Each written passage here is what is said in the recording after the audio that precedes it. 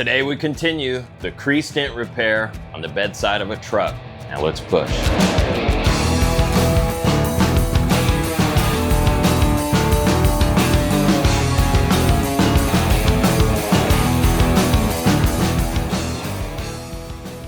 All right, ladies and gentlemen, welcome back to the shop floor. Today is part 2 of the crease dent repair on the bedside of a truck with one of Pushmore Academy's students, Azael. In the last episode, we started by accounting for where the energy went when the damaged area happened from the object that hit that bedside, and by knocking down or breaking up and redistributing that energy, that sets us up to be able to go in and either push or pull that metal, the depth of the dent, a lot more freely. So in today's video, we chose to strategically place a crease tab in the very depth of the dent in a few different spots, slightly flexing, not over pulling. We don't want to continue to exaggerate some of those unstable zones, but this is going to set us up to minimize the damage, give us the option to go and push a much smaller dent. Do not hesitate to use glue pulling as a setup skill. You do not have to go into every dent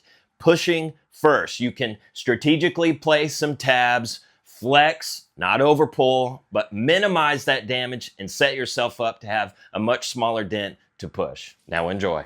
This way you can just go from right here, fix your tab, step over, place. Now that we're going to be in this section up here, we're going to turn with that panel. So we're going to match that contour. Okay, and we're going to place a tab deep into this very bottom of it. Okay, we want to be in the depth of the dent. Obviously, you're probably going to show me right now, but I was going to ask you a question. Are you going to place a tab that's the length of that crease, or are you going to place smaller ones and work your way up? So we'll go with this size, and we'll just get a couple of pulls. We'll walk our way up it, okay, and we're just going to be flexing. So the first pull, if you can find where the direction of that hit went, if you can imagine the way this hit, we know it was more of a downward because of the crown that formed out here. But I always try to go to where the pinnacle of that crown is. So we technically have a crown all around, energy stored all around, and there's going to be a subtle amount up here that's going to reveal itself once we start pushing. But the majority or the most emphasized portion of that crown, I want to take a tab and tuck it right into that. So, and that'll start pulling some of that pressure off of this stored part of the crown too. So we're going to get it tucked right up in here. Okay, and we're going to probably do a couple, and we're just going to walk them up. And if we need to, we're going to start with this one. It's a little bit thinner of a tab, crease tab, but it fits right in what we need. So, but if we're not getting the grab we're looking for, we'll step it up. We'll get a little bit wider of a crease tab, but we're just going to put a bead right down the center instead of filling up the whole face. So we're going to try this one first. So if you want to alcohol the panel. Are you going to add a little bit of heat or not yet? Not till we see. We are now. Yep. And not too much. Just enough to allow that to start moving for us. Just to get some energy. If we're not getting the movement that we want, then we can always set up a heat gun, yeah. And we probably will when we go into pushing. Right now, this phase is just getting a little bit relief, little lifted up. When we go in and pushing, if we want, we can set up an arm to get some consistent heat in this area. I don't want to do too much heat because I want my glue to be able to set up and grab, but just enough to where we're not really shocking that area. So even just like that. So if you want to put some glue on the tab, we'll go with that crease tab. And when you place that, because it is a thinner tab, we want to make sure we've got good directional downward contact. If it's at an edge at all, it'll just come right up. So we want that good mechanical adhesion. There you go. There you go. And just place Place it in the depth, not right on the body line, just above it. Yep, running directly in there. Make sure we've got good flat contact, because it'll roll. As thin as it is, it'll roll just a little bit. So now we'll let it sit for just a second. Let's make sure we got good grip. Now when you go in there and receive that, we just don't want to bump it because it is a thin crease tab. It can break off real easily. So probably come in from it this way, slowly ease into lifting that receiver over it. And even on the flex, we'll just give it a subtle flex at first and find that little tension, that little fighting you back in the handle, and then just real soft flex in there. Go ahead and tighten it up so our both feet are stable.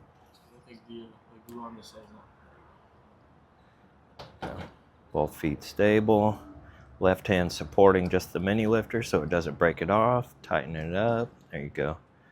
And even when you go to flex, let it be a real finesse, just subtle flex. Let that left hand keep supporting the mini lifter when your hand reaches over to flex, and we're just gonna really subtle ease into the flex. Find that little genuine flex zone, that little tension in there, and just stay right in there. Real soft flexes in and out.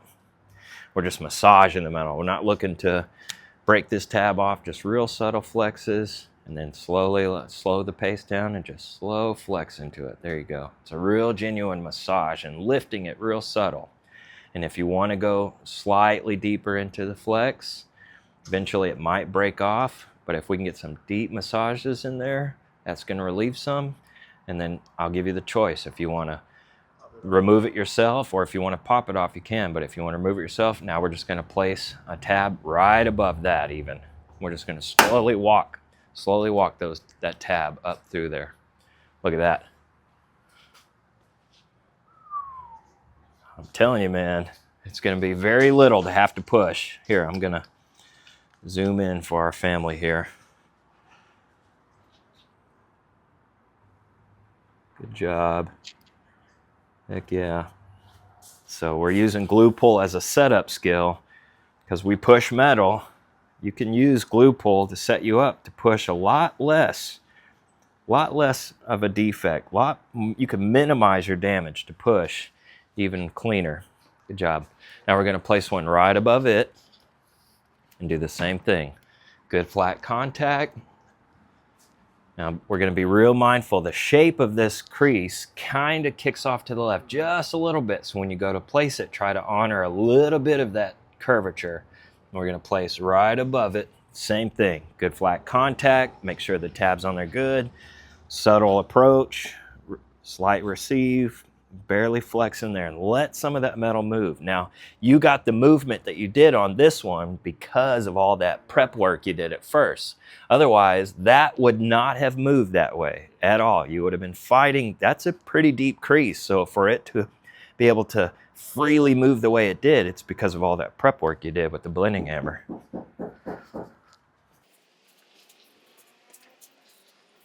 I figured, I was like, why isn't it passing through all the way? But it has a little bit wider head, yeah. A little bit wider head, so we're just catching that back half almost. Left hand supporting the mini lifter, yep, tighten it up. Real subtle ease into that flex, and just find that little flex zone and stay within it. Pull these, we're gonna zoom in on it, and it'll tell us just how precise we are with even our placement just a little bit. So when we go through that list on glue pulling and we say tab selection, glue application, and tab placement, placement of the tab is extremely important. We got to be precise with our glue tabs, not just pushing, not just knocking down, but even with the placement of our glue tabs. Got a little bit of residue. And scrape it a little bit with your finger, just a little bit. Get glue stuck in your towel. When you go to wipe, it'll just make streaks. You'll be chasing all that. Look at that, dude. That is killer. Now, I'm gonna argue that they both of these tabs landed just off of center. And it's wild. I didn't myself realize how important precision of tab placement was until I started diving into the science of the metal, and I realized precision is everything. But even with your placement, now this is not a problem, okay? We're set up way better, and we're in a way better position, but being off even just a little bit with our tab placement, okay? We're just outside of center, just left of it, and you can kind of see because that back edge will fold up on us. Now that's a really tough crease to land in, even with the thinnest of crease tabs. So you did a great job. You did a great job, but those are the features that we're looking for to even see after our pull, and you can do that on hail too. When you go to pull, the very side of the lip of hail will tell you. You'll bring in that edge a little bit. So you'll bring up a lot of that metal in the big picture, but that little lip, the little edge will kind of come up with it and fold over. So that'll tell me I'm off on the precision of my placement. So we were just left of center. This is not a big deal. We're actually really set up very well. Now we're gonna ease into setting ourselves up to push. So let's go in. Let's go in with, yeah, and actually that's good. You can either go in with that, you can go in with this. Okay, so there's two to go in there with, hammers here. So if you want either one of those, but now think real easy, just like we were blending, precision first. So we're just gonna think precision, but look at these features that we're wanting to knock down as one. Give it a shape, respect the shape of the way that feature is. So we're gonna start at one side of it and just slowly go across. With each hit, really fight today to think, I don't need to see movement with each hit, think precision. So let's just play the precision game. Let's pick a target, come out of it, pick a target, come out of it, pick a target, but give yourself some good rhythm. And we're gonna walk back and forth over that feature because now we've got some pulled pressure in there. So we need to relieve that to be able to go in and push the center of that. Yep, and just keep walking up it. Precision and rhythm will be our friend, and just keep going back and forth. If we stay in one spot for too long, we'll start causing micro lows and pits. So we're just gonna allow that whole back edge to lay down clean. So we're just gonna be patient. As you're doing it, think tip selection. If you feel good with that one, stay with that one, keep the rhythm. If you feel like you wanna switch up the tip, now as you break up that energy, the dent's gonna start looking like it's coming back again. Trust me, we're actually set up really well. We wanna break that pressure up. We're opening up that dent now. So we're gonna open it up so we have a better place for our tool to land when we push. All right, I hope you're enjoying this series of repairing a crease dent on the bedside of a truck. Stay tuned for the next video as we start to push. Now, if you're interested in in-person training, give me a shout over on Facebook or Instagram, or at a minimum, join us at our online community, Pushmore Academy. The links will be in the description below. And remember to get in the comment section down below, share some knowledge, make some friends. They say iron sharpens iron. Now work hard, go be great.